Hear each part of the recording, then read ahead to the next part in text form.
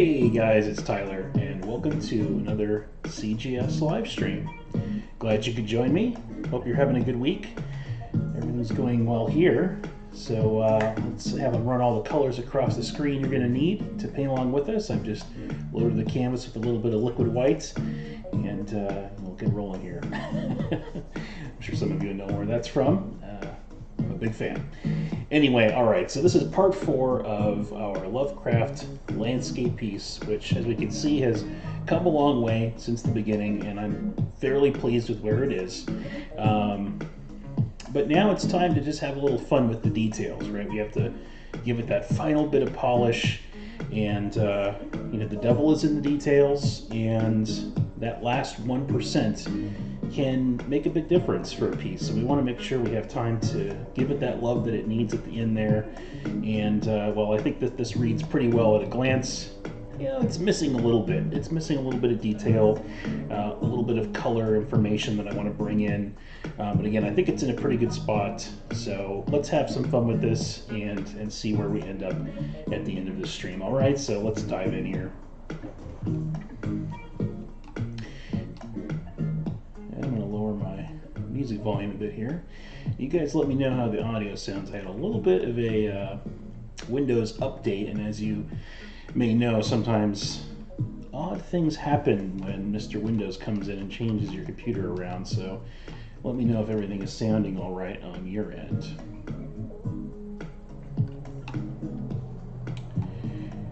Alright, so I'm just kind of looking at everything. It's been a while. I actually haven't looked at this at all since last week, since we were streaming, so which is good because you get a kind of a fresh look on it, and you may see some things that you might want to mess with a bit, and so I do think that's a good thing. But at the same time, it may take me a moment to assess exactly where to tackle the polish.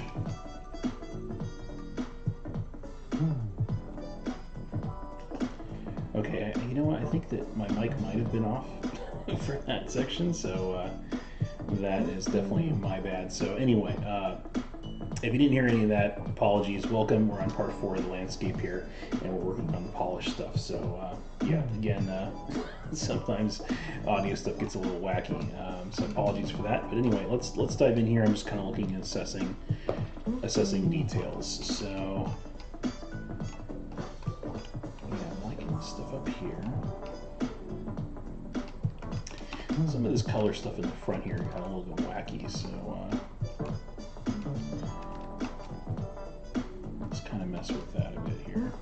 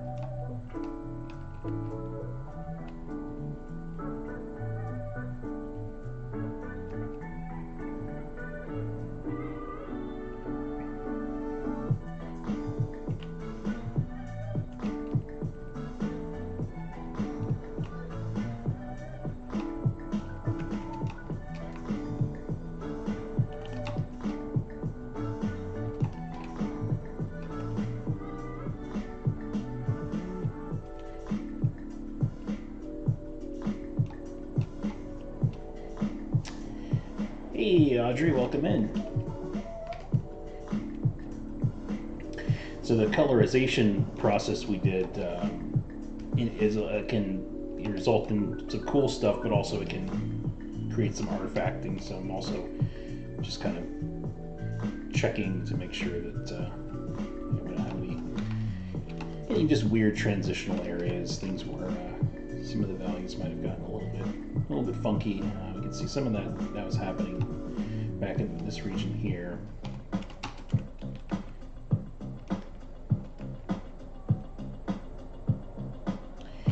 And this is just the nature of painting, is that at the beginning of a piece, you feel like you can make immense strides with very little effort. And then at the end of the piece, it can feel as though you're putting in lots of time and not necessarily seeing big things happen, but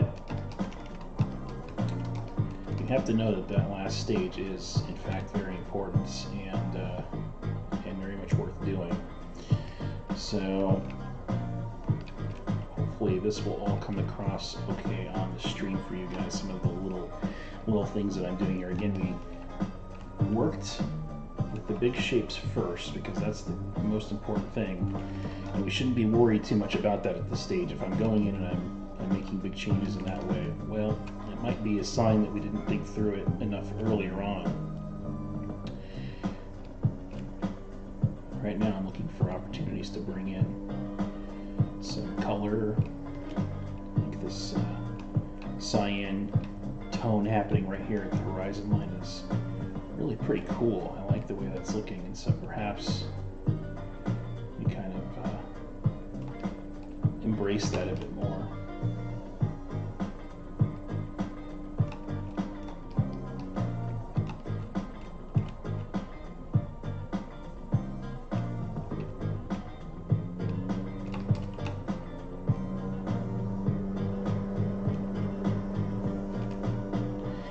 Hey Penny, how you doing? I'm doing good, thank you for asking. Yeah, things are going really good here. There's some lovely gardeners outside making some noises, so that's always good too. Hopefully that's not coming through on the microphone for you guys. I try to have the sort of like a noise reduction going on my microphone to try and eliminate some of those things. So hopefully that does not come through for those of you watching.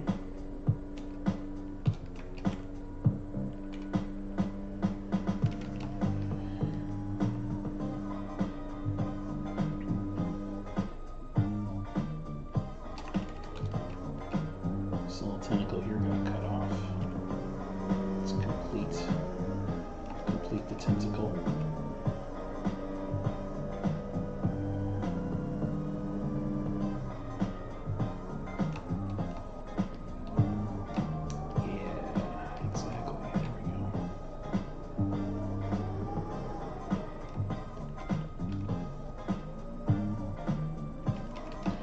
Light hitting that back shoulder there.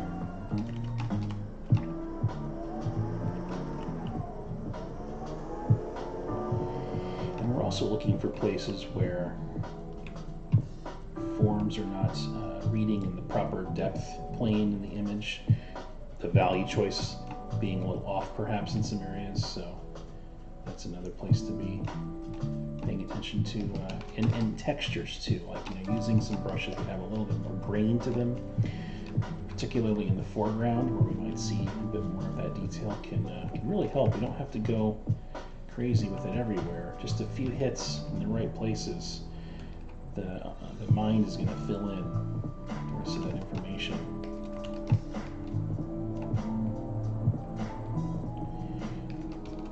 Think about when you look out your window, right? Where do you see the detail? It's in all the stuff that's really close to you. So that's a matter of realism, but also a matter of efficiency. That's a terrible thing to not take advantage of.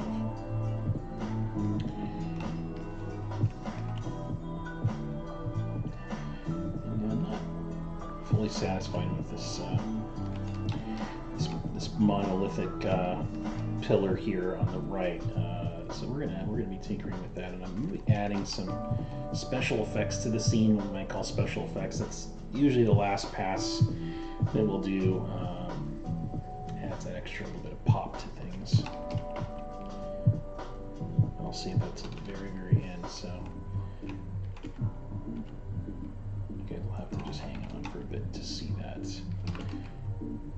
Okay, I'm gonna pull this back a little bit here. See how can we insert a bit more of this atmosphere coming through, cascading through, right? And pushing that back a bit. Remember, keep your navigator up. Always be looking at that distance read, and make sure you're not messing up something there.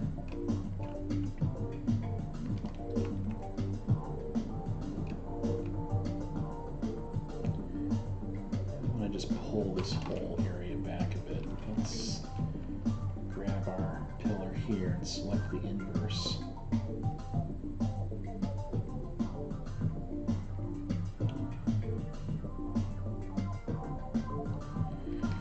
And I do like darker clouds in the top there, but I want to see how it might look if we lighten this whole area a bit here. So I'm looking at my thumbnail here.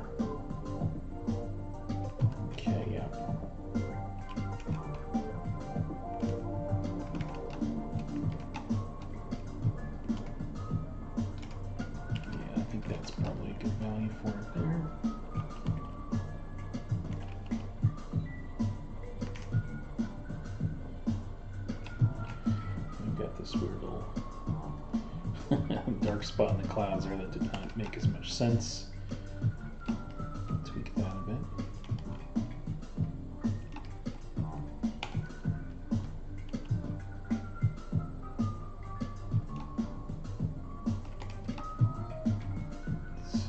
Let's see,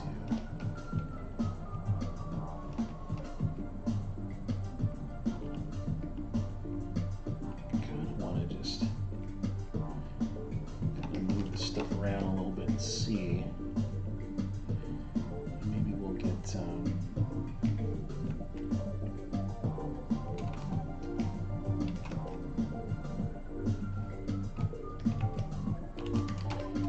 just got a couple weird brushes over here with some funky textures that I'm playing with. Just to see if you can give me some ideas on this shape here.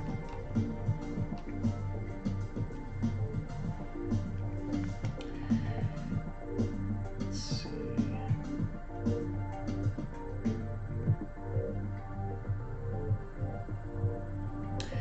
Let's see. You saw a horrible movie called Body Melt, and it was fantastically awful. It's on Prime. Well, I haven't seen it, but I'm definitely going to check it out now, because if it's on Prime and it's horrible in a good way, then I'm all about it. Let's see what else we got here. You recommend Dagon to all the Lovecraft fans? All right, good to know. Let's see, Black Sheep. I don't know that one.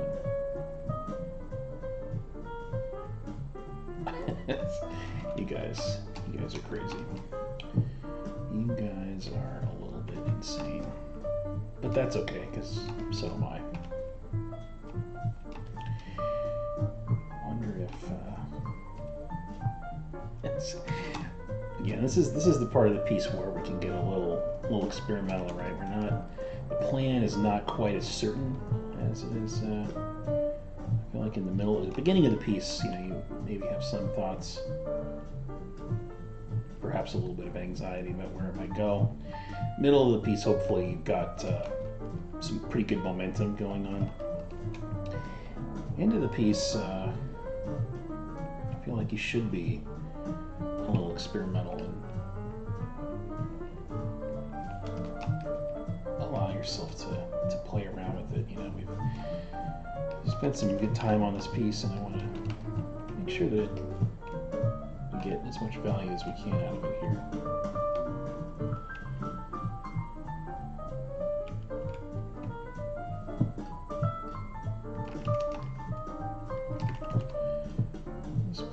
It's just not reading what I want.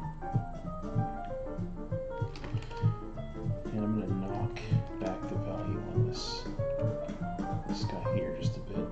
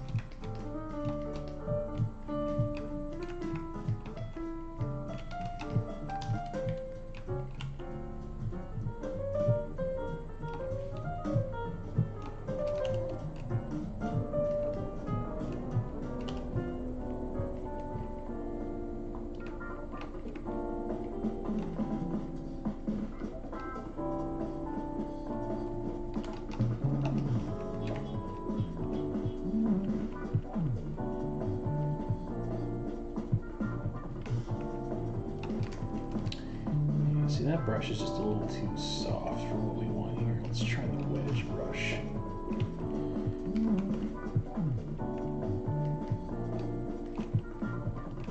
I want to think about the characteristics of the surface and see if you can match that.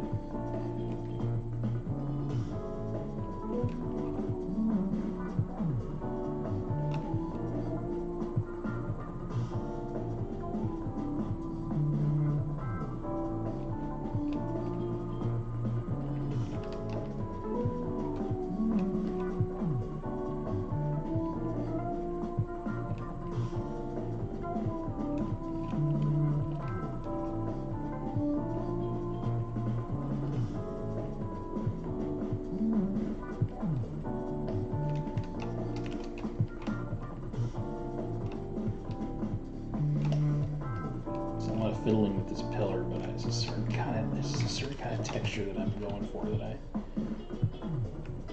getting closer.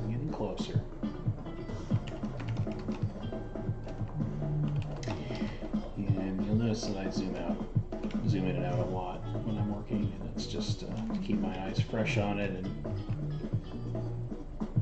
not lose sight of things. Again, you got the navigator, that definitely helps, but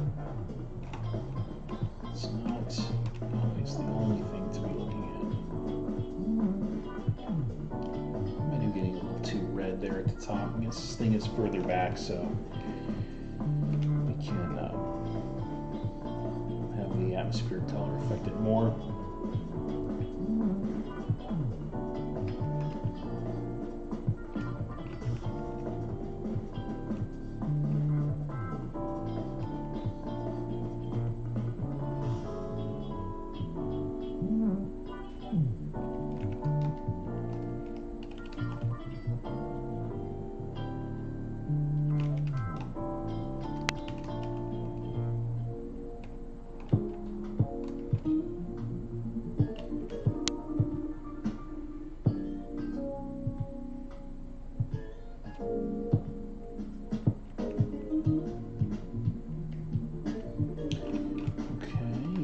So this chalk brush is, I think, starting to get it closer to what I want here.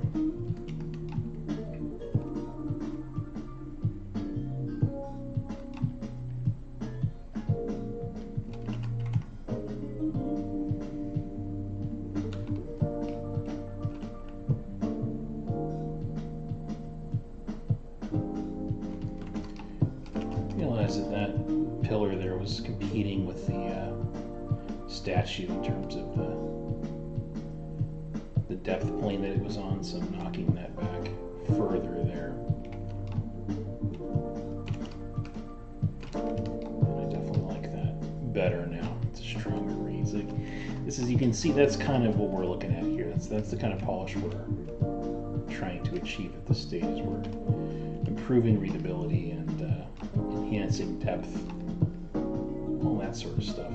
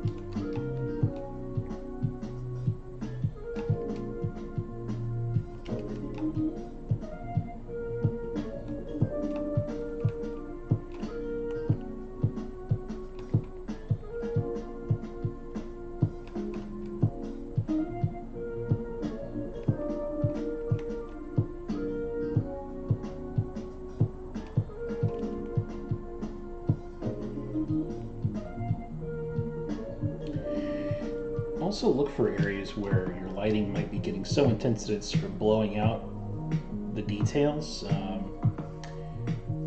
Areas that are that bright, we want to kind of limit that generally. So this area here, I felt like we can kind of tone it down, get an opportunity to express more form there. It's going to get, if we start blowing things out, then we lose an opportunity to define form. Like the tops of these pillars here, it's a small area, it's right underneath the light, it's a simple shape. I'm kind of okay with that area getting blasted with light there, but the entire surface of this pillar here gets further away. There's a little more texture I want to express there. We don't want that to get blown out, right? So we're going to go in there and subtly explore, describing the form in more detail. Again, with this little bit right here, turning it down a bit.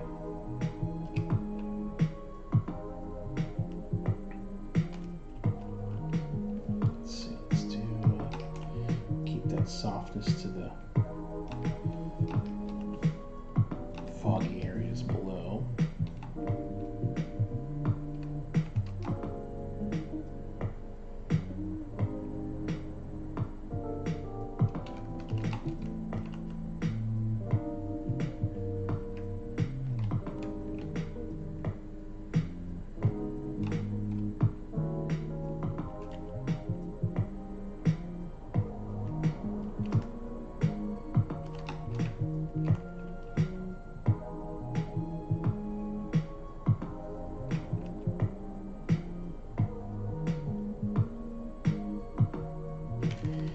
It's a little too dark. Let's go a bit lighter with that.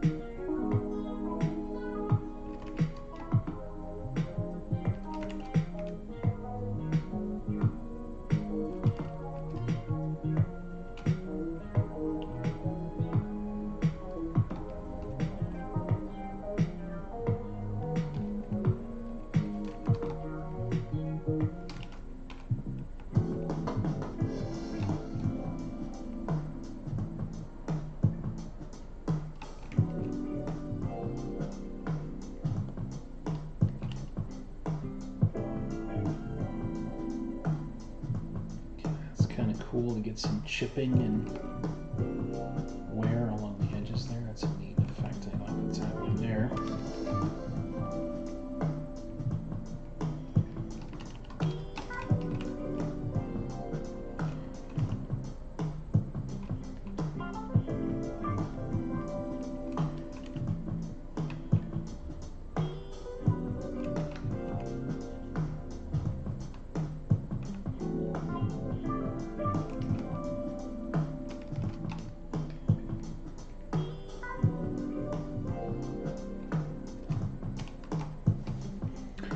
Catch up on the chat here. Let's see.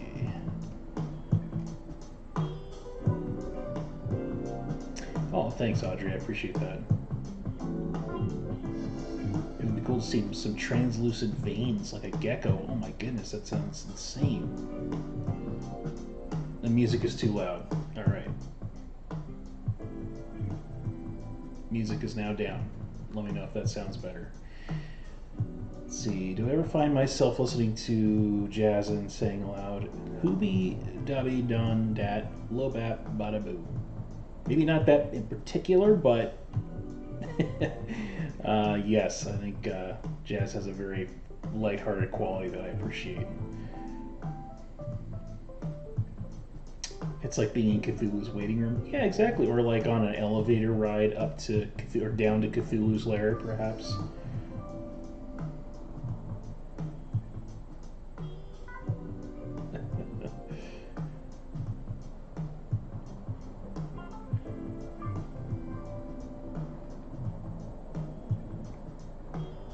Yeah, no problem, Audrey. Yeah, it's appreciated that you guys let me know. Because I have, the way it sounds in my headphones is not exactly the way it's coming across for you guys, so. In fact, I could probably just turn this up a little bit on my end so I can hear it more on my end, but then it's not louder for you guys. See, that's the wizardry that goes on over here. Hello, Game Animation. Welcome in. Glad you could join us here.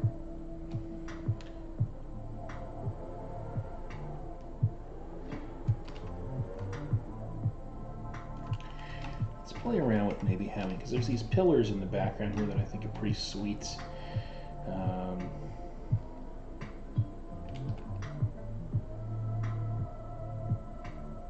was thinking about maybe adding one over here. So kind of like structure. We talked about tentacles rising up from the ground into the sky. So that's also something worth considering, that maybe these pillars are a series of writhing tentacles. Oops, I meant to do that in another layer so I could control how dark it was. So let's do that one more time there. It's always faster the second time, right? Our eye is very perceptive to value change. We can approach it in a very subtle way there.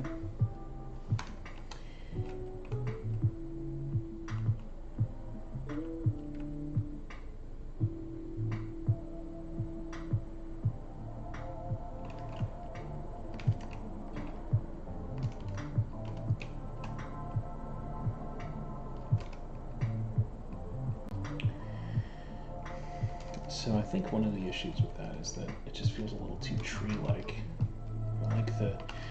I like these shapes back here because they feel more chiseled. I think that helps them fit the character of what we're doing here. So I think that's going to be kind of a key thing here on this on these distant shapes. So I'm going to cue off that and just get a little bit more chiseled with this here.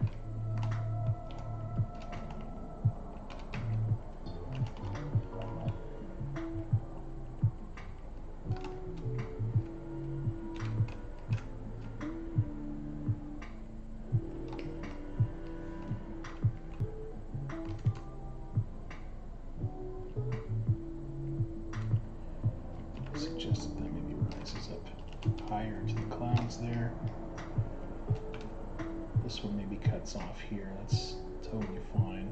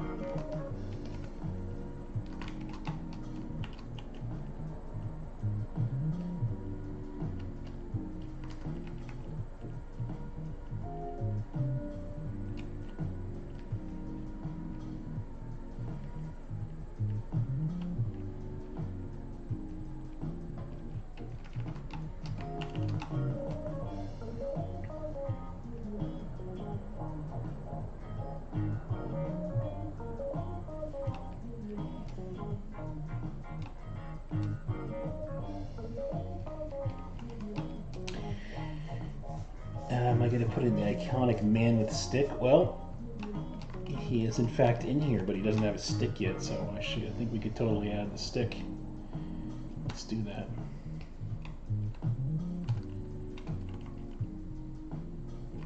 Here comes the stick. There we go, right there, boom. Stick achieved. Oh, and he has to cast a shadow, right? So we get that little stick shadow coming off there. Yeah. 3 cheers for stick shadow. Maybe it gets a little rim lighting on the top there. Look how small this guy is. This is absurd. It's like not enough pixels in the image to support Stickman.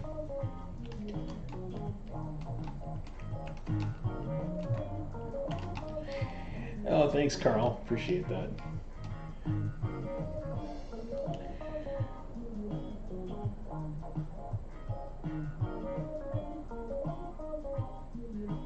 Yeah, it's definitely so. I like to get a little ballsy at the end and try weird stuff too. Maybe we'll play with some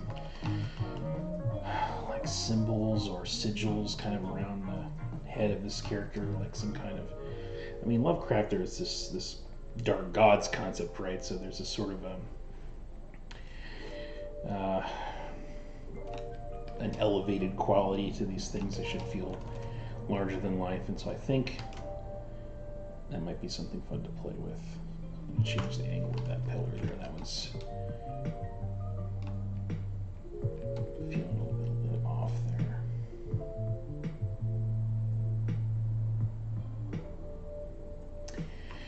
Let's play with some lightning.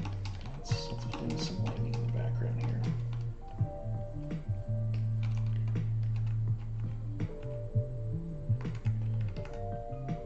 Let's see if I can get a good little lightning shape here. This might be one of those things where I gotta.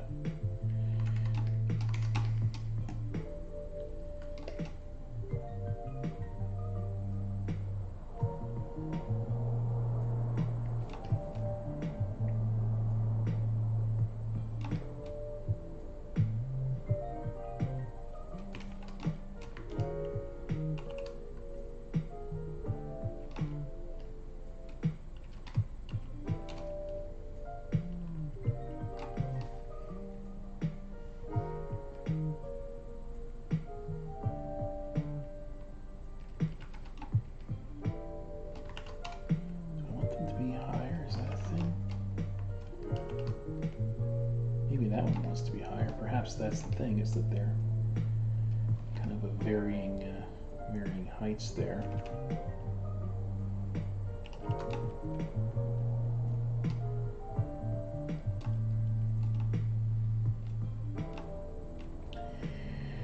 Add some chickens. Everything is better with chickens. Well, they're actually, the stickman is actually made of chickens that are standing on each other. So I forgot to mention that actually.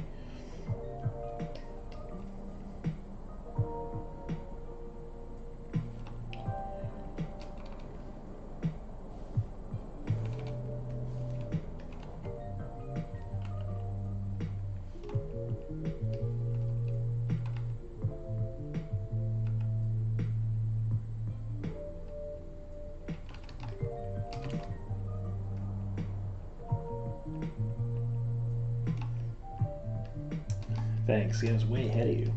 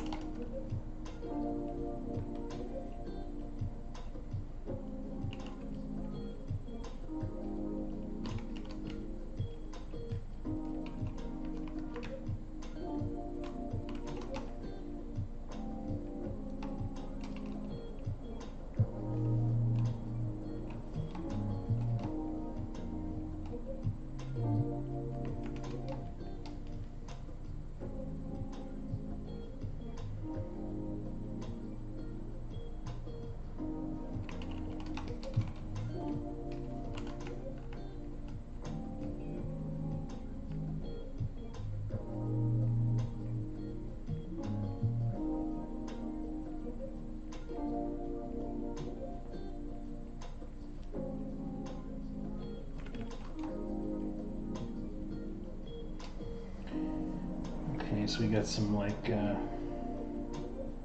weird, culty looking elements coming in here. There's part of me that wants to have it on this too, but I feel like too much individual detail is going to make those feel too small. So I want to kind of avoid that. There's something to do with the eye, perhaps. This may or may not look cool. Let's see what happens if we make these eyes like kind of glowy. Yeah, this might be too distracting. That's the key, is we want to make sure that our focal point stays central, but there's something kind of cool about that. If it's small enough, then I might be able to get away with that, but it could be that that's something that needs to be happening elsewhere in the image now. Like maybe there's glowing eyes from this character here. Little color cues, and is it perhaps that these guys have that as well? I think we talked about that early on anyway, right? That their glowing eyes would show well, being that they're in darkness there. And get this guy's eye in there. I think maybe we catch just a little bit of it coming off there.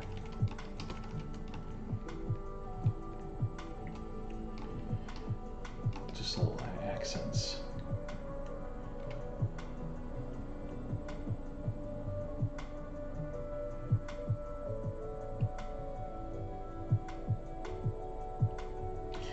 And maybe this guy's like, maybe we imply that he's got a little bit of fancy powers coming in here. I mean, if he's coming up to these crazy,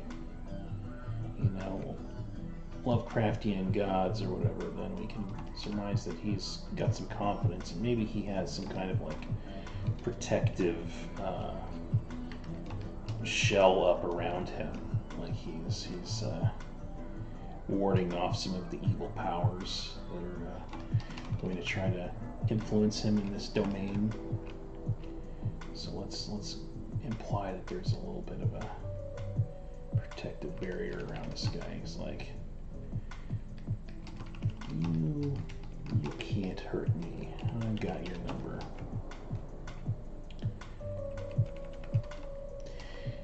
And let's play with the color of this too. So let's see, we can maybe have him stand out.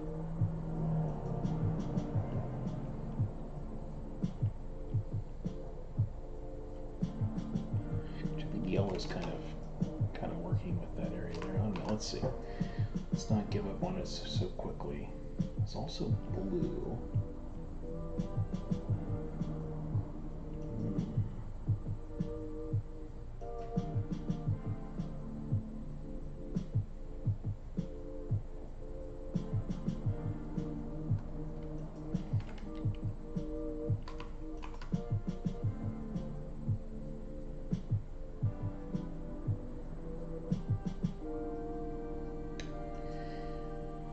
Yeah, I think that warm yellow is probably where I want to land with that.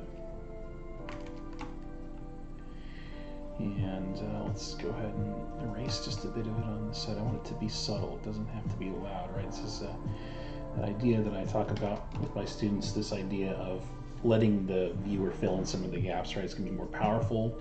The difference between a book and a movie, right? We don't want to spoon feed everything, so think of it like a constellation in the sky, right? We only see the stars. The lines aren't in the sky, only the stars are in the sky, and our mind connects those stars.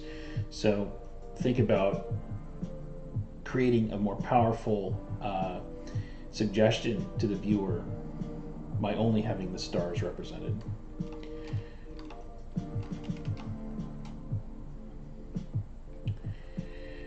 Let's see here, catch up on the chat.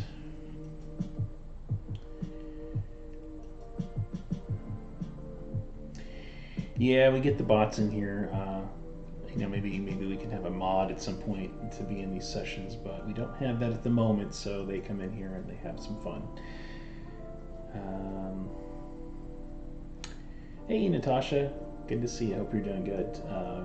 I drew those arcane words really fast, so I draw them a lot.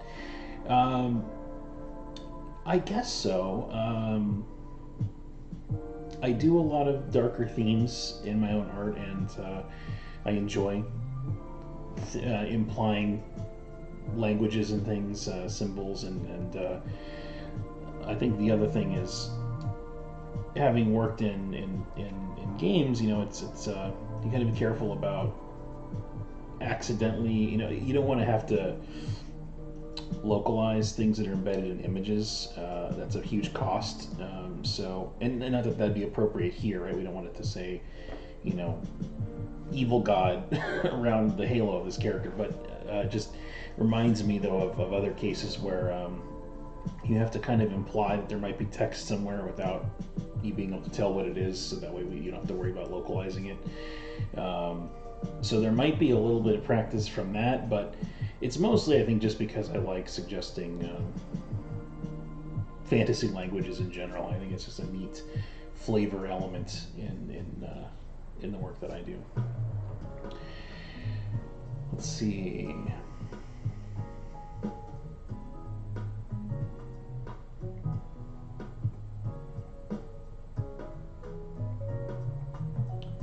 You like the orange? Cool, cool. Yeah, I think that the warm yellow or orange tone, that range in general, I think is a good place for it.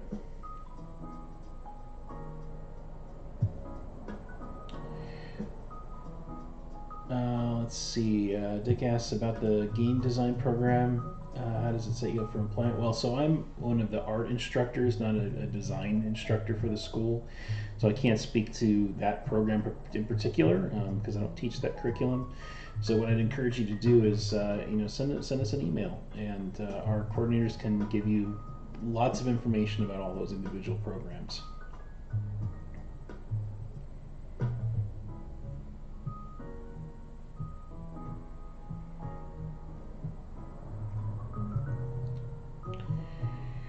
I appreciate it. Thanks. Glad you're liking it. You're on a Lovecraft reading binge. Awesome. Pick and smell. Yeah. So I don't know all the stories. So you'll have to give us some recommendations on your favorites. Actually, speaking of that, I think this wants to be maybe a little bit more orange now that I'm looking at it again. It may be a little bit louder. Yeah. Cool. Now the other thing I was noticing too is that some of our color shenanigans at the beginning there, we injected some reds in here that I think work well. I like them, but I don't want them so much in this area further away from us here. It's still okay if there's a little bit of variation, but I want the atmosphere to take over a bit more on this element. So I'm just going to turn those down a bit there, and I think I'll turn it down a little bit over here as well as it gets further away. I'm okay with it being more up close here. I'm just kind of looking at the scene in general and just seeing, at what point are these things coming close enough to us that we might start to notice a bit more of those kind of like rusty tones coming in.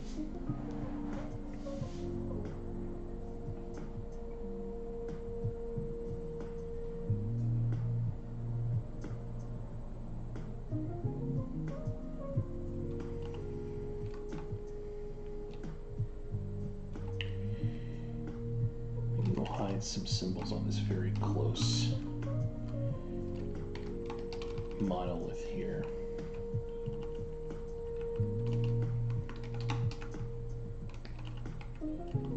Again, we're just going to use some nonsensical scribblings.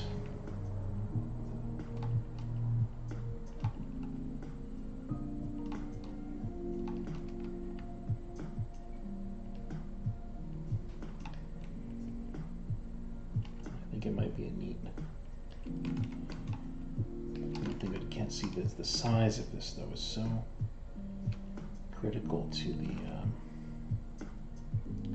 scale that we're implying with this object. Perhaps we'll duplicate this, and let's flip it vertically so we don't have any There could be just comparisons going on there. Move a little bit of this around. Maybe draw another one in here.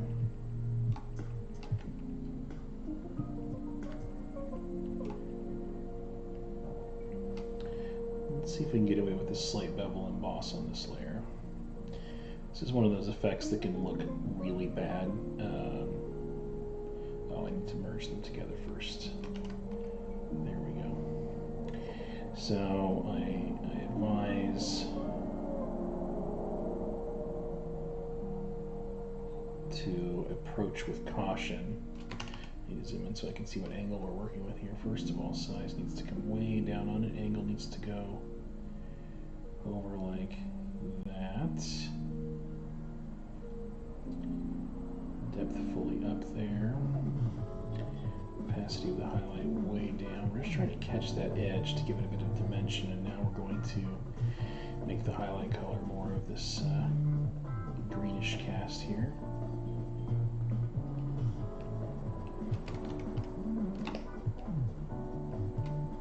Okay, cool. So let's save us just a little bit of time. Let's move this over here now. Get it scaled into position. And we're going to lower that opacity way down. Get just a little extra texture. I'll hint to the viewer that there's some funky stuff going on there. I don't think we'll see it any further back than this. I think that's probably sufficient there. We'll leave it as a treat for the foreground. I'll merge that down. Check my layers here, see what we've got, if we can merge anything else. I think all these layers make sense still being separate, right? The lightning and the glowing effects and whatnot. I think that's all good being separate still.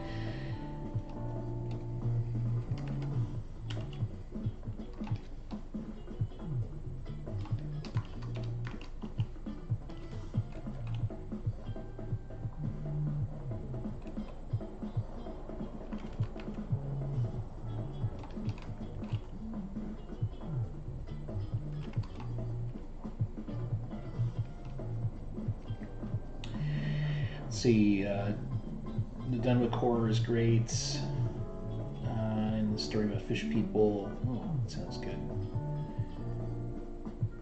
And check out Junji Ito as well. Cool, definitely write that down.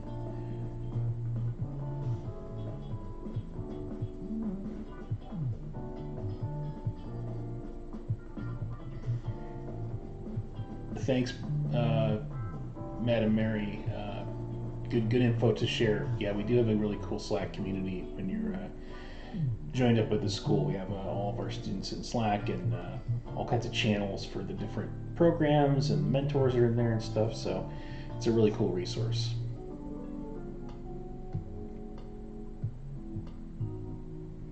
Yep, and we do have a particular excellent lady named Maxine who is with us for career related topics. So yeah, we definitely have that as a priority. That's good. When I went to college, there was a little bit of that, but I wanted there to be more, which is I think a pretty common feeling that students tend to have anyway.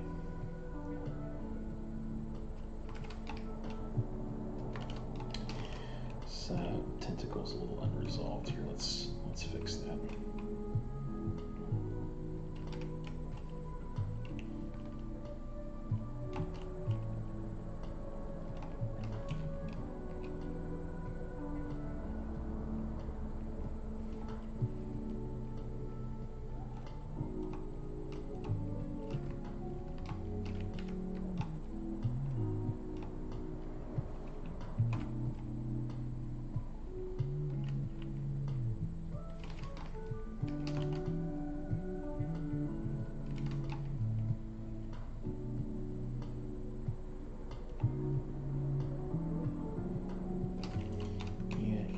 Room lighting just keeps bugging me.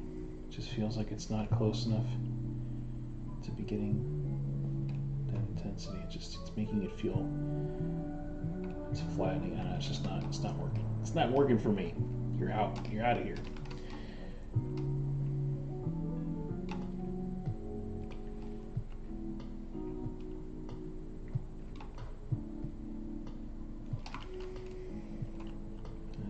this rim light here is too heavy as well.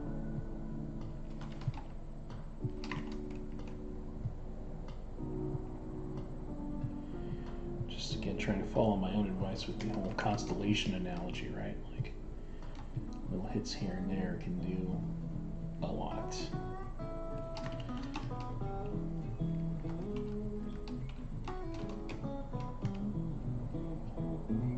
So this song here, this is when we're visiting Cthulhu Farm.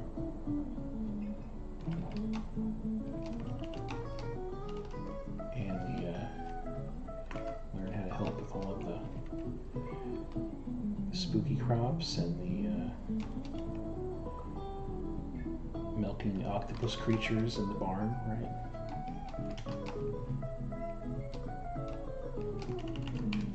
I don't know, that's a bizarre thought. I don't want to think too hard about that thought. That's a weird one.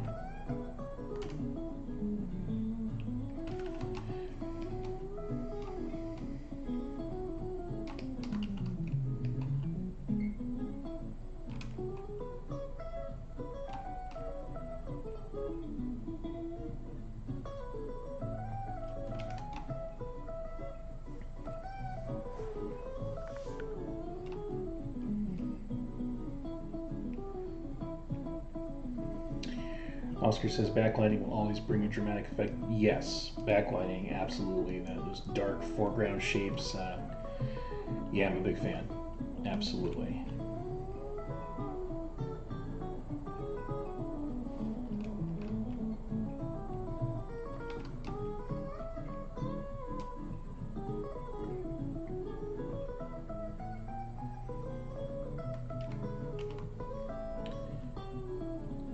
So there's just a little extra detail there. I'm still futzing with this color here. It's like...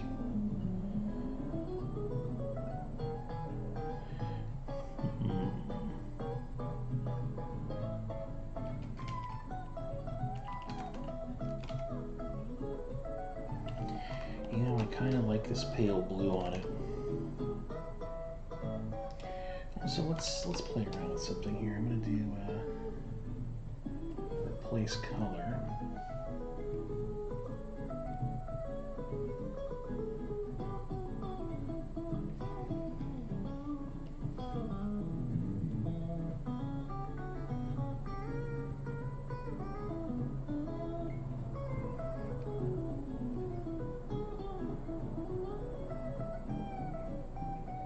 Just bring up the warms a little bit.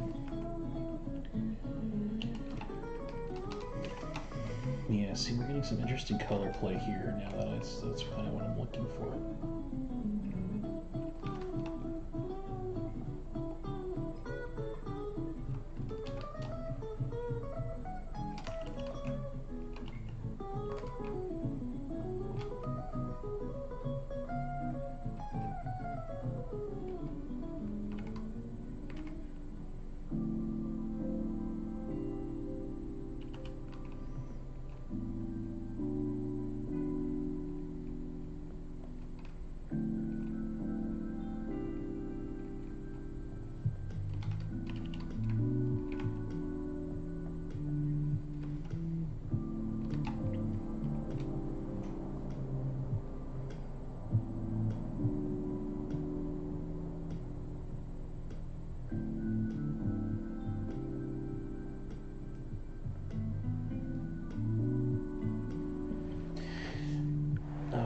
Having all these interesting ideas for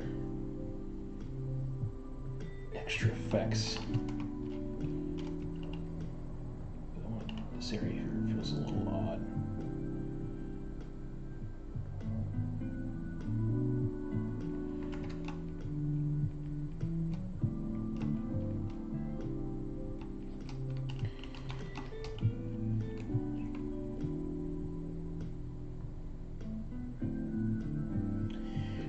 Really like the way that this kind of rustiness feels in comparison to the green atmosphere of the scene.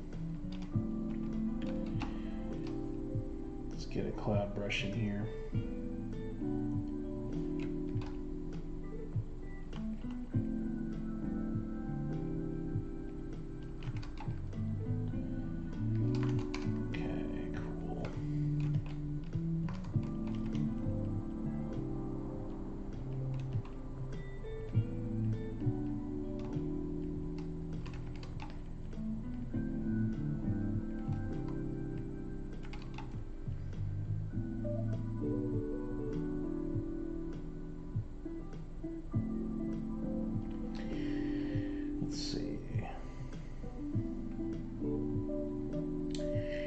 rope bridges connecting the floating islands would be cool. So I think you could definitely do that, but one of the things I'm trying to do is imply that there's this sort of a weird anti-gravity quality to the scene. I'm trying to get a little bit more of a sort of, I'm trying to inject a bit of surrealism into it with the floating aspect, and I think that would make it feel a little too grounded, but that would certainly be one way to approach it. New TV concept, Cthulhu's Farm. The story of all the creatures inside Pandora's box, all anthropomorphic and set in a high school setting, of course. It's a high school setting. Or college. Yeah, exactly. I love it. Let's pitch that to the Netflix team.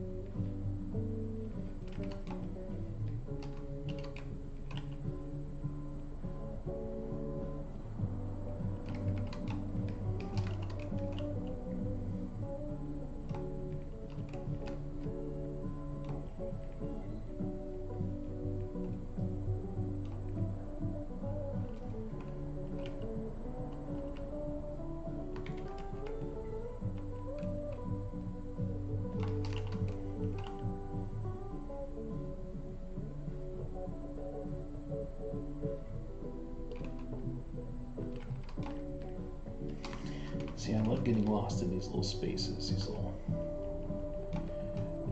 back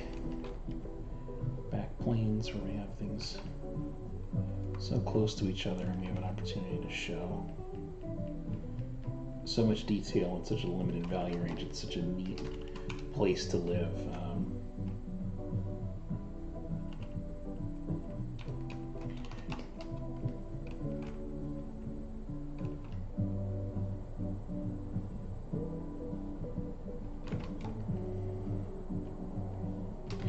And there's some fun color play happening in here. My goodness, look at some of those blues in there, some yellow greens. That's what I'm talking about.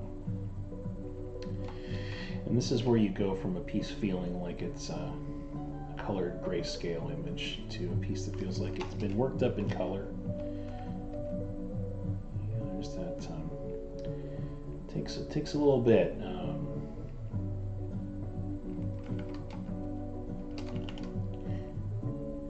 Actually, man, that's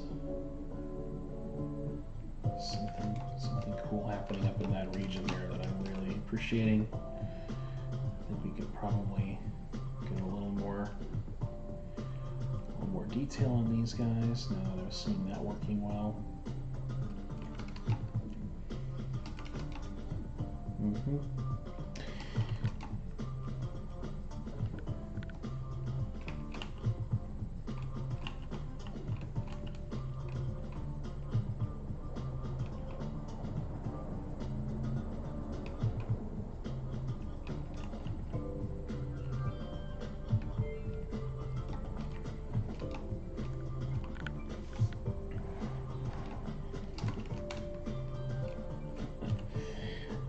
This is my favorite part of a piece, when it's like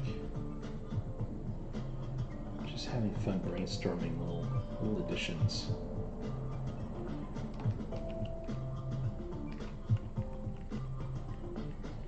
Get some of that reflected light in there.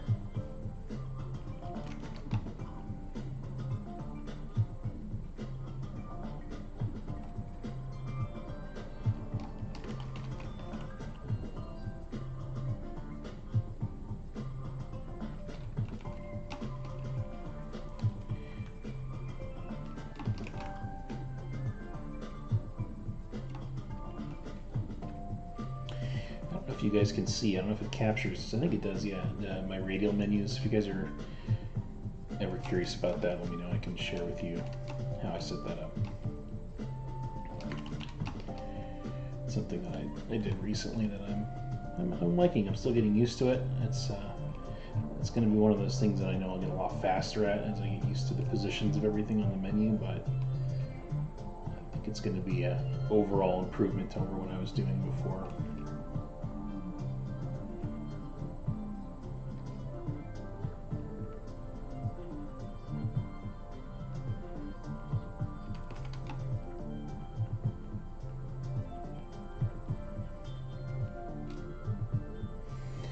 There's a part of me that wants this cobalt blue is really nice. It's like I wish I had something else in the scene that was that blue, but like, you know, he's the only thing in this environment that is of his element, right? So I don't want to necessarily bring that blue into anything else, and we want him to feel opposed to the oppressive atmosphere around him.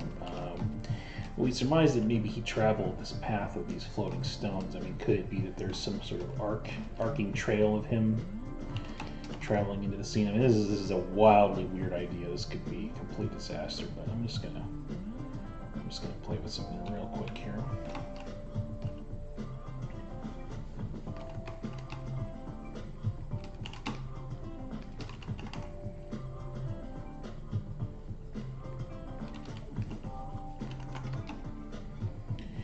Do a little motion blur on this guy. Let's see, blur.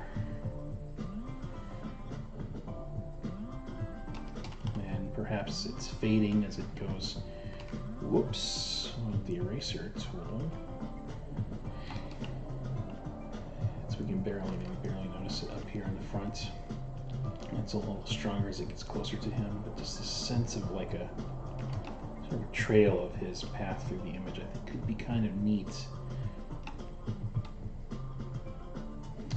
Right, exactly, Audrey. Yeah, kind of a path of where he's been, and you might be able to enhance it a little bit, kind of around him. Perhaps, maybe even there's a bit of energy at his feet or something.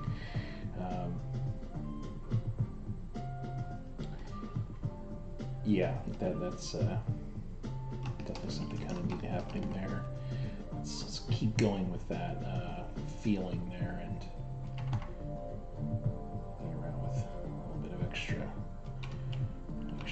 fanciness here. Oops, let's see if I can get. Let's see.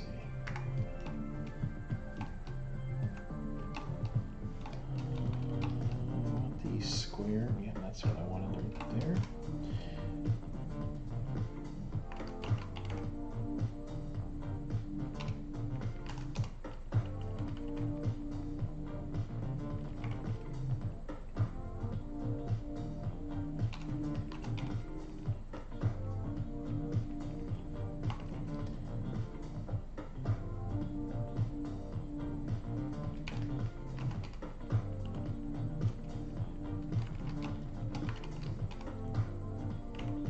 Is it maybe swirling up around him like he's the source of the power? I mean, that could be kind of fun, right?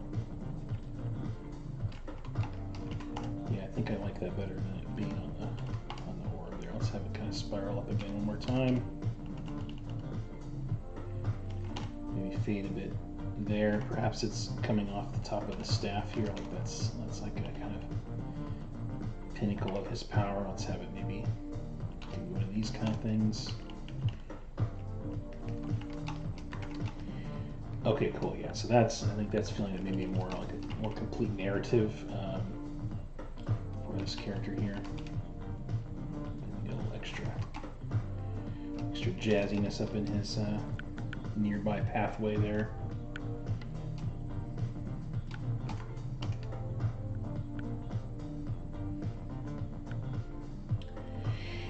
Going from rock to rock doing bunny hops, yeah, he could do that if he's unlocked the double jump skill. I think if he invested in his talent tree properly, maybe we'd see that.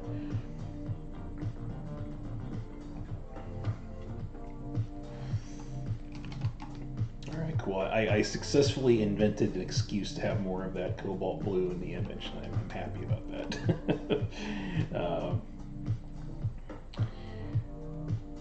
Okay, so yeah, we were kind of needling on some of this stuff up here, which I was liking, so let's keep with that.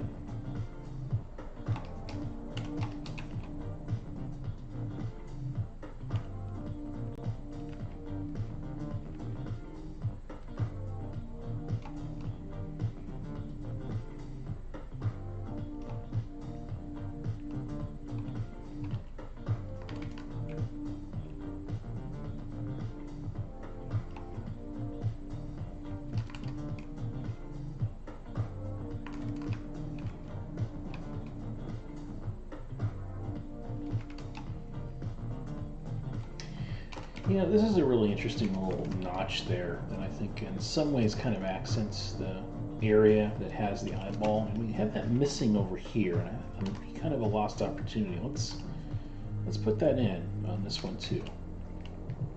Let's see what happens. What does that do? Do I like that?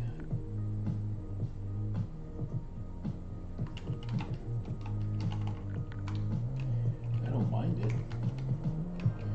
So we need some more bounce light on the back of this top guy here. It's feeling a little too flat there.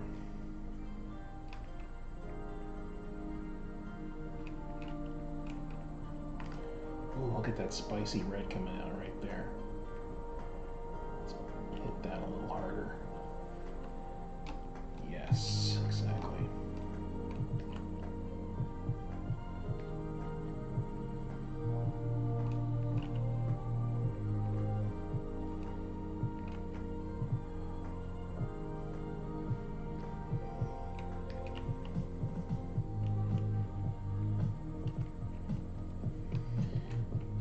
I think it's just a little too big, but I think it's a fun little accent, so maybe we'll just kind of reduce it a little bit, but keep it in there.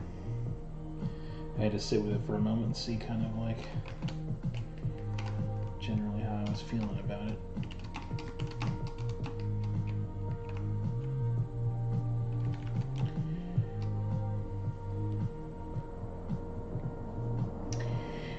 Knowing you go overboard and color dodge the light of the ball everywhere. The color dodge tool is a very fun tool, and there may be a little bit of color dodging at the very end here, because we got to at least see, right? We got to see if it's going to do something cool. I think we'll probably do a bit of it. But yeah, it's a very powerful tool, and with great power comes great responsibility. It's a cliche phrase that's totally true. Let's see, isn't that the music every vlogger uses when they do something in slow-mo? Probably. So this is all the YouTube music library, because we have to keep it all safe for all the copyright infringement issues that can occur. So it's likely that you've heard this playlist on some other channel at some point. So I put this together just because it was the stuff that I felt like was the right kind of vibe that I was going for with my stream. And they had some good choices. Like, there's actually some pretty good music. It's unfortunate that it's something that probably a lot of people have heard too much and they're maybe a bit tired of it. But aside from that, I think there's some quality stuff, and I didn't have too much trouble finding things that felt the way I wanted them to. But yeah, definitely a high chance that you've heard it somewhere else before.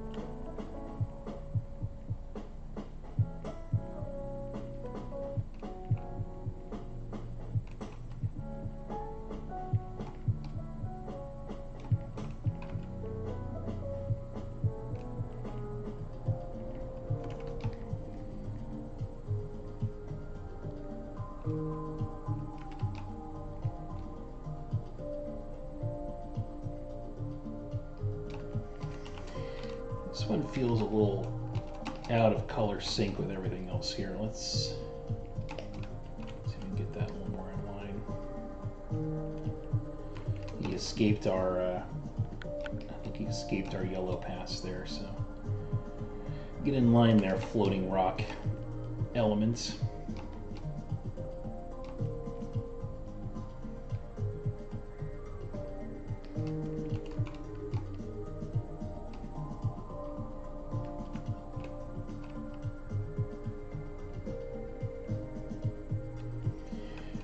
Again, one of those things where I had some rim light on this foreground stuff, and I just think it's just flattens it. It's just a little too strong. I do want to get a bit more separation between this tentacle here, though, and the bottom of the monolith. So we're gonna insert a layer in here.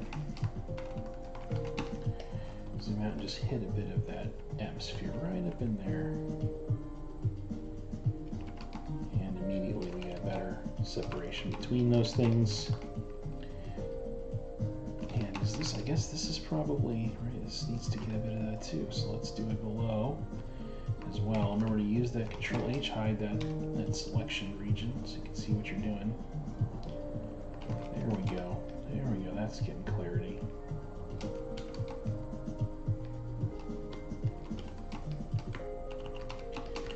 That is the kind of stuff we're looking to do in this polish phase.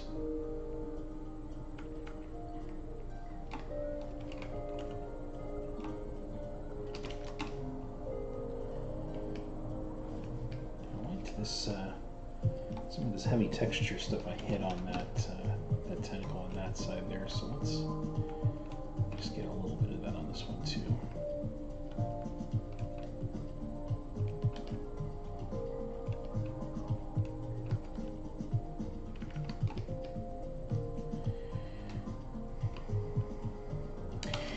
And you'll hear a lot of artists say, you know, you should figure out how to paint everything with just a round brush, and that's pretty valuable advice.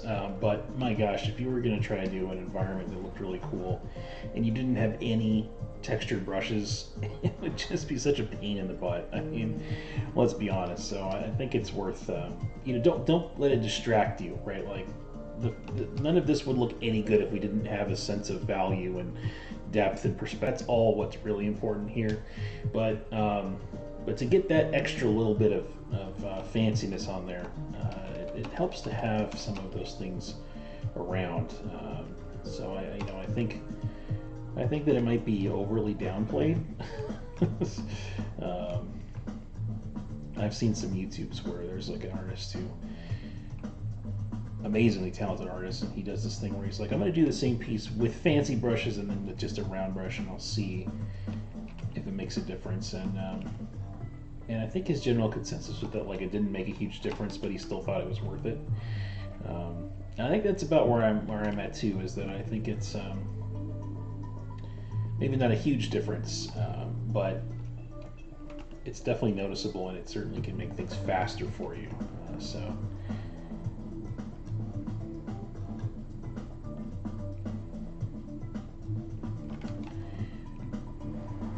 And I've gone through like thousands of brushes, downloaded brushes, to find the stuff that I think is the way I want it to be. I'm very picky about it.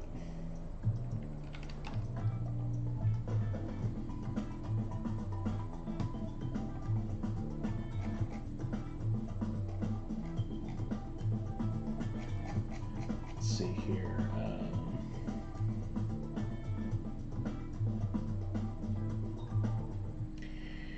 You don't want to go to work, you want to keep watching. Can you Photoshop me a doctor's note? I wish I could. My gosh, I wish I could have had that done for me too. In many cases, yes, I would absolutely do that if I could, without question. In every industry there are purists. Yes, absolutely. And again, I'm a huge advocate of the fundamentals, right? That's what's making all this work. But we have to acknowledge that there's also some nice little tricks and shortcuts that can help you out.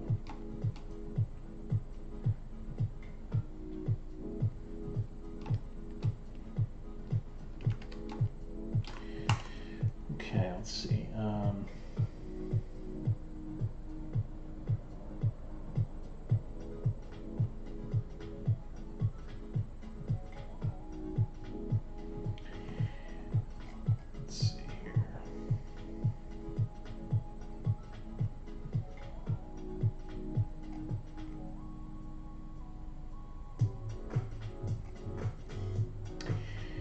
Let's see, Madam Mary asks, is there a job where one just pitches things to people? Whenever I try to think of a concept, I ended up reverse world building just to figure out what I'm going to draw, and it feels like a bit of a waste. Well, I mean, so in the game industry, the flow is typically that you have writers coming up with initial stuff, and then concept artists get their first stab at the visual treatment for that stuff. So you're at the front end, which is pretty cool. You might have a written description that has a lot of detail in it, but you can suggest stuff. There's room for that, and any company that values the concept artist team properly will understand that there's value in letting them explore a bit, because that's their job, right? They're supposedly experts at that stuff, so they should be left to that. If you had a writer who was, well, that strand of hair needs to be, looping in just this particular, it's like, well, okay, so let's let the concept artist do a little bit to explore, and let's see how it goes, so, and then concept artists, well, they're maybe not the very first person to look at something, they're very early on in the process, so that's really exciting. And working alongside designers. So that's when the process flows correctly. There are certain cases where scheduling gets weird, and then there's production issues and stuff like that, and then that stuff can throw a wrench in things, but when it's all working properly and things are going in the correct order, concept artists have a very early look at those things, and can pitch stuff. So it's really cool. I really like that part of it.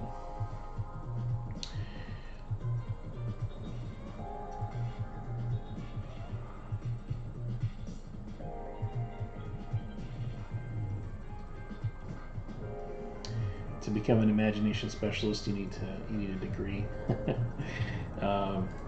Well, concept artists, they're like idea batteries, right? You have to crank out a lot of visual concepts, and that can get a little tiring, right? To be consistently coming up with really good stuff. So what you should be doing is absorbing as much content as you can, which is why I encourage all my students to go get profiles on things like ArtStation or DeviantArt, all those kind of sites, and start liking things and following people and all that stuff. Build up that visual library. You don't have to necessarily be like a socialite on the site, right? You don't have to be like commenting and faving, and it's not really, but it's about kind of absorbing content and observing content. And one of the first ways to figure out how somebody does something is to just replicate it, right? Just try it out. You'll hear people talk about master studies. It's the same exact thing, right? You look at the piece of the master and you try and do it, and then you kind of step into their shoes for a moment, and hopefully you come away learning something. And that's the same idea with going out on those sites and building up a visual library from those sites, as you figure out what it is you like, why you like it, why it's working well, and then you try it out for yourself.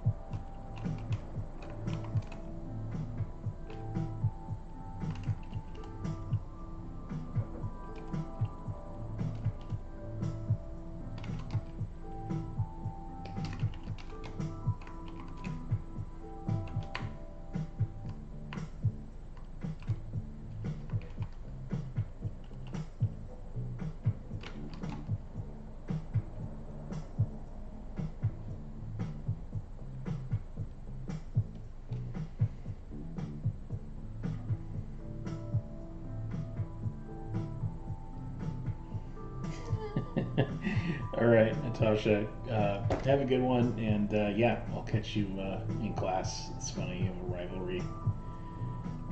You got this. I believe in you.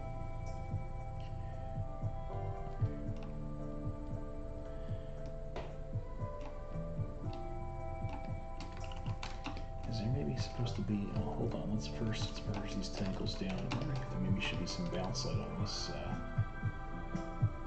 this front duder here. Let's feel it out.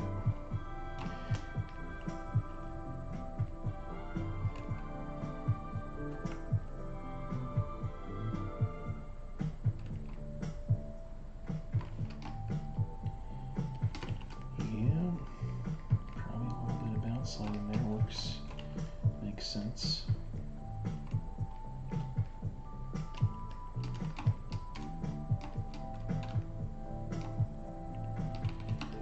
Let's actually get even fancier with this section right here. Let's bring in good old, where is it? Texture. No, I want, let's see.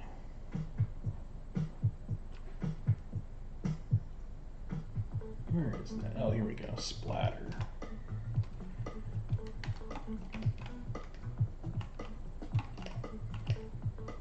Oh, extra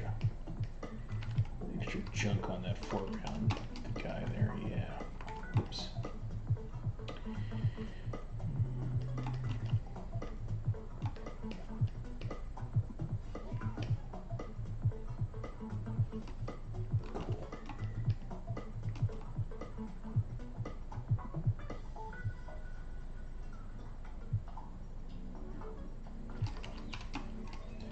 This area's a little funky back here. Let's do some cleanup on this section.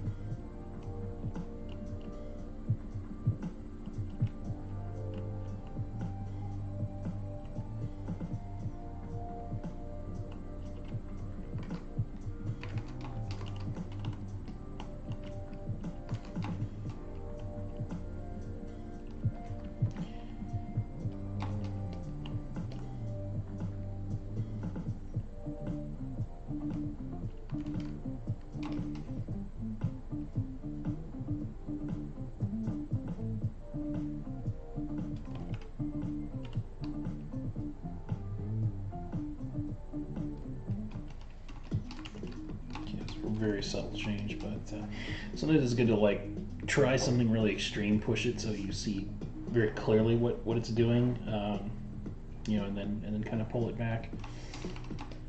And what I'm doing is I'm just using a soft light brush to, you know, push in some colors.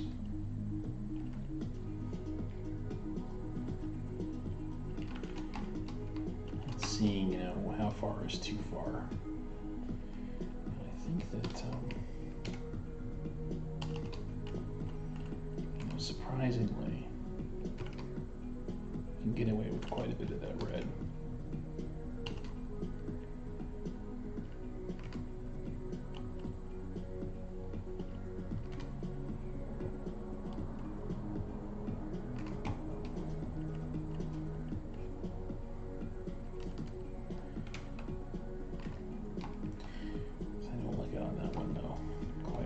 But this stuff here definitely is cool.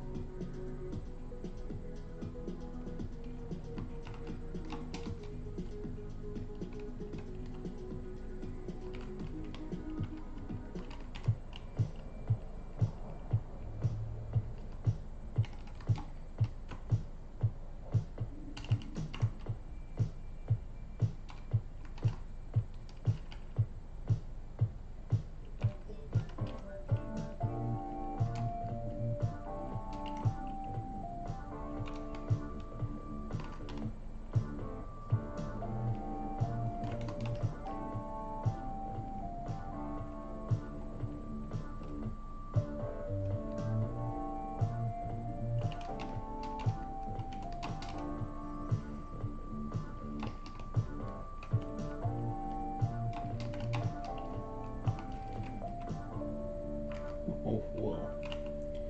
Super green.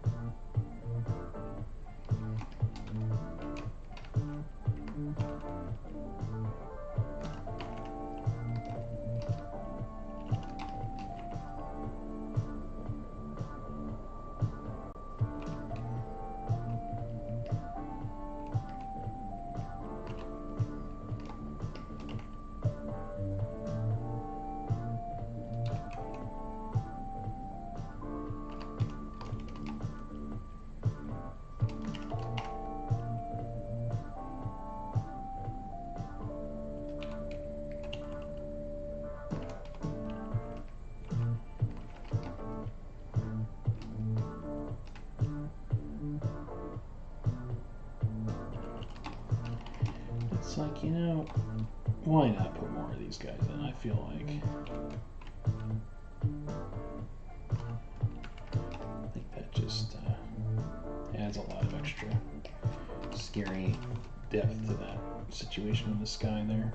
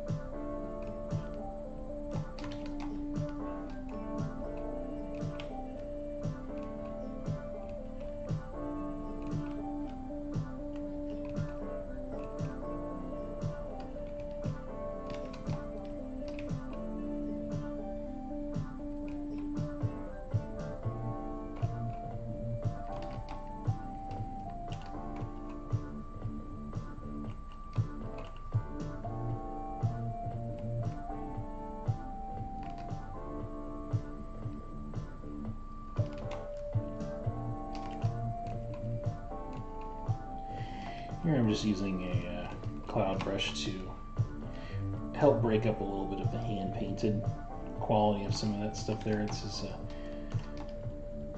a situation where we don't want to necessarily see what feels like super intentional designs up there. So just using that to kind of add a bit of natural variation to that area.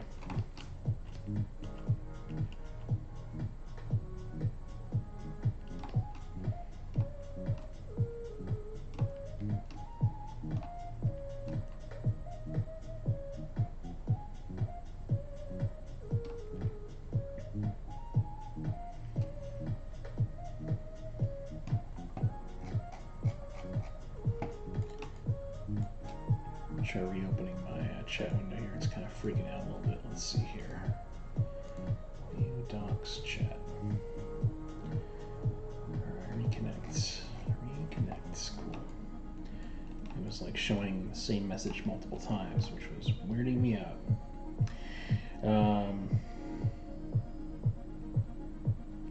I was thinking about the idea that maybe there's a more obvious connection between the creature from the sky and the throne character here. Maybe there's some kind of like beam coming down and striking this. I don't know. Let's see. Might be kind of neat. Let's play with it.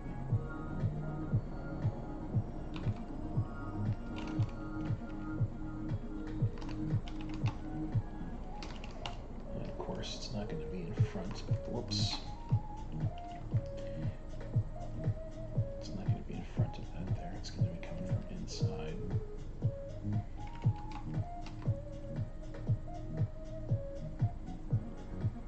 Or maybe it's a lightning bolt. Maybe it's like a crazy bolt hitting this instead of a straight line, right? That felt really artificial. Let's try doing this. Okay, yeah, now we're getting somewhere. Okay.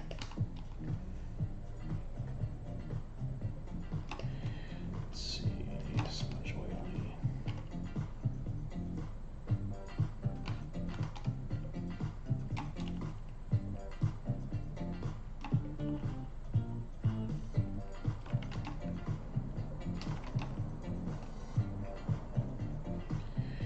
Okay, right, so that's coming down, doing its thing there.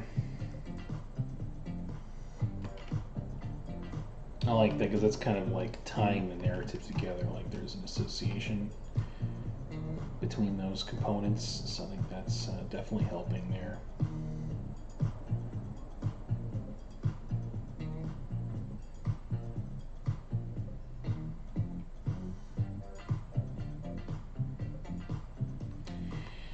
And let's play with the idea that maybe there's a little bit of sort of misty stuff rising up out of the fog here, maybe? I don't know. Let's try. It might be cool. Sounds neat. You gotta just try stuff and see what happens.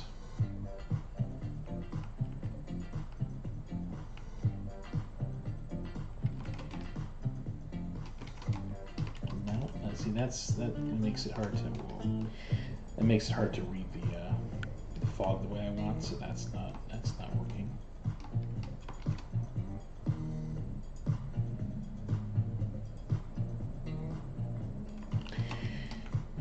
Maybe a little more of a halo around this element here, pushing that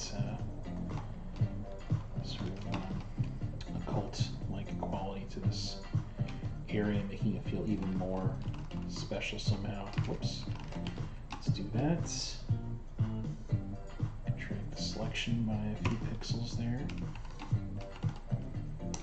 And erase, of course, this stuff here.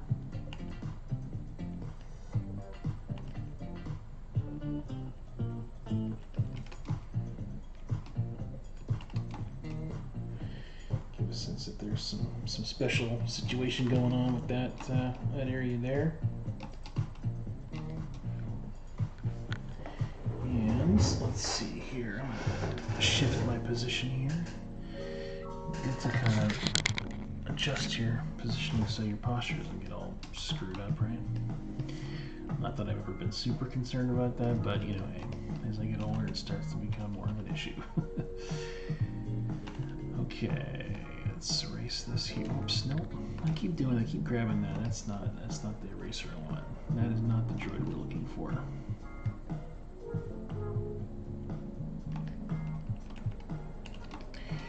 What I wanted to do was I wanted to go in here and paint some little sigils around this guy too.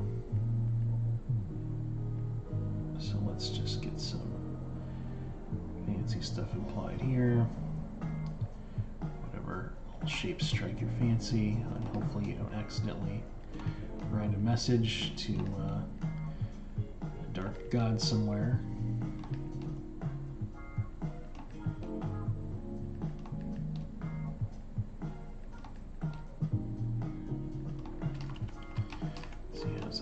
I think what we'll do is we'll probably like make that pretty light, maybe blur it a bit. We don't want it to be super dominant, but I think it's kind of a cool subtle accent. So we'll roll with that.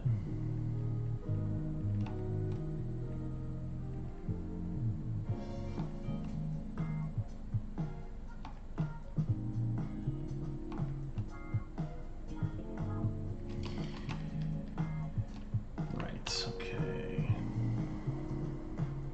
Blur. Opacity down.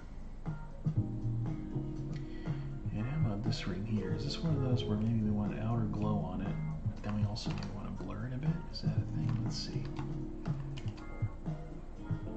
Yeah, I think we definitely want to give that a little bit of blur so it doesn't feel too artificial.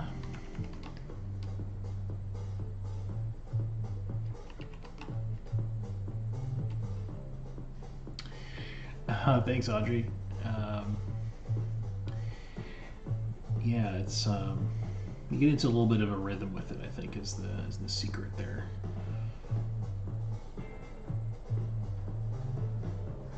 Let's just make sure that's not. I think that's working for me. I'm just making sure that doesn't feel too loud. That stuff there. Let's merge that together. Let's turn this off. Turn it on. So I think we want to, I think it's cool, but I think we want to just turn it down a little bit. I think it needs to be one of those things that's like a very secondary read on it.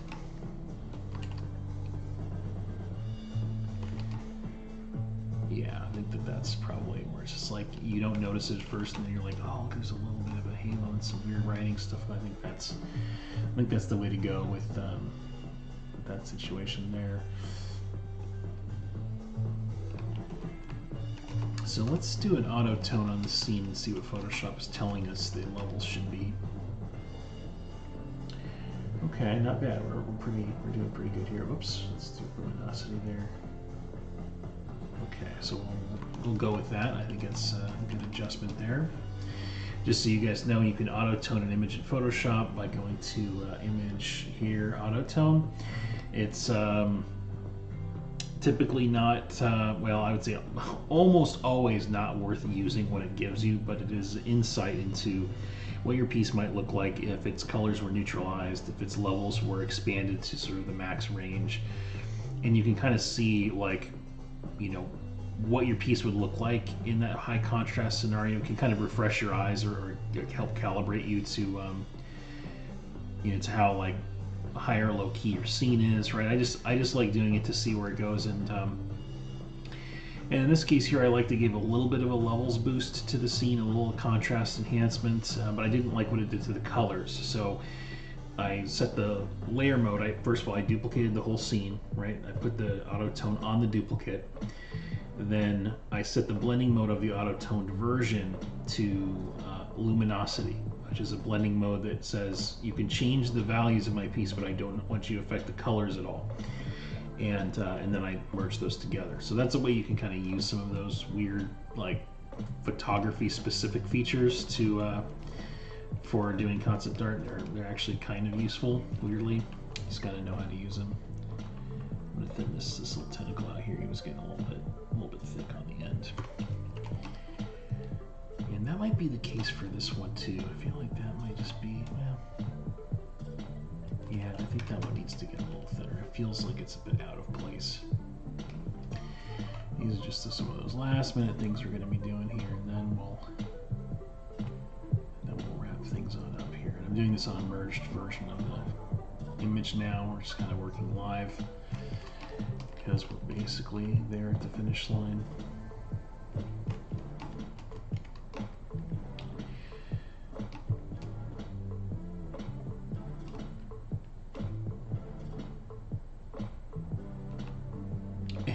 Exactly. Yeah.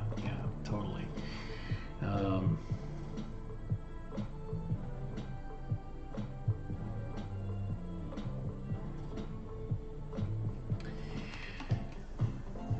Okay, here comes the color dodge, and I wanted to boost this guy up a little bit here, so we're going to go in.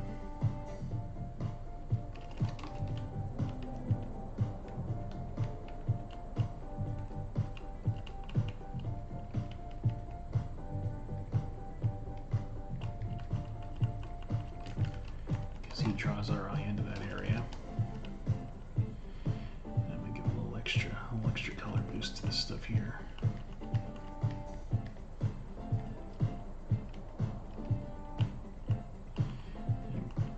So that it feels like his glow is actually kind of casting outward onto the area around him.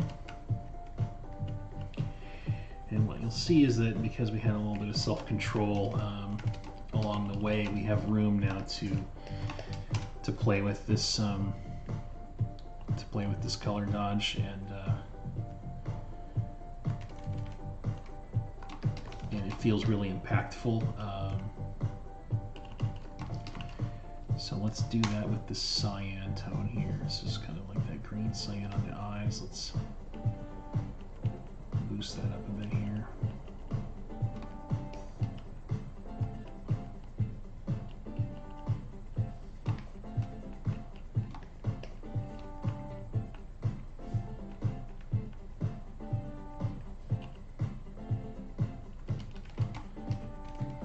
Tone down a little bit on that one there. There we go.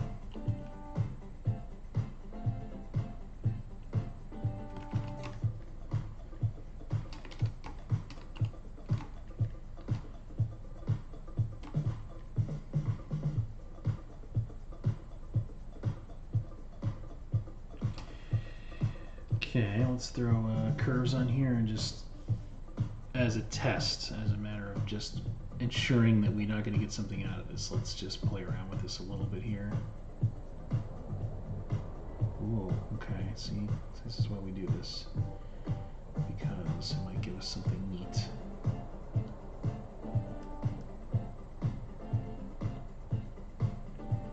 Let's go with some green here and see how that feels.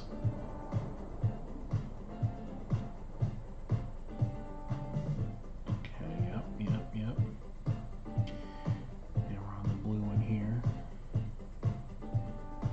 Okay, that's way too much there. Huh.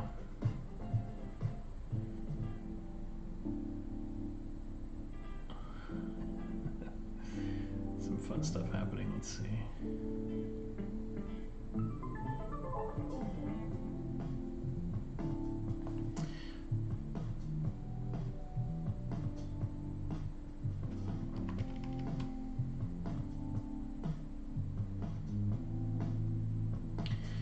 Interestingly enough, I think I like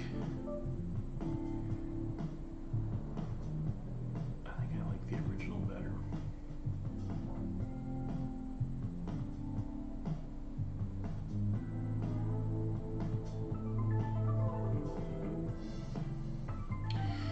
Let's do this. Let's put a mask on this thing. So remember, you can put a mask on an adjustment layer. Or it has one by default is what I should say, and you can mess with it. So we can fill this with black, and now it's not affecting anything. We can paint with a soft white brush, and we can just show little bits of this layer here. And I think what I was liking about it was how it was affecting this area around the globe here, around the blue that was happening in that spot there. It's cooling that area off a little bit, and that's what I was liking. So okay, so let's go ahead, and I think it's time to sign this piece, guys.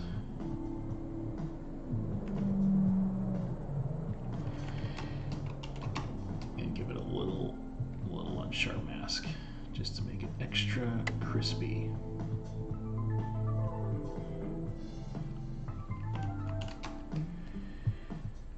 All right.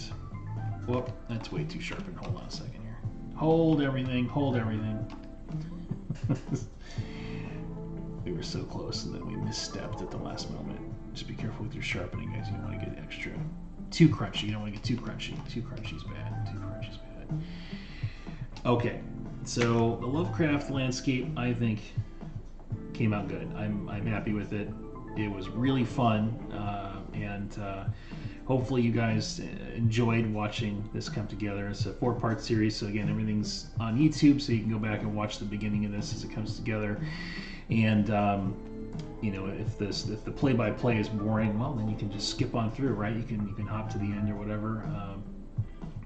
So again, thanks for joining me, and you know, I'll be back again next week, and we'll have something else to paint. I don't know what it is yet, but yeah, it'll be something new and different. So yeah, hopefully you'll be back then. But until then, remember to like the videos, to subscribe to our channel on YouTube, and hit the bell and do all that kind of stuff. You know the spiel. It really does help, because we're trying to grow this community here, and I think it's a really good one. So we really appreciate all of our viewers and everyone following what we're doing. So if you're curious more about the school, of course, go check out cgspectrum.com, where we teach all kinds of classes for people interested in game and film development. All right, thank you guys, and I will see you next time. Bye-bye.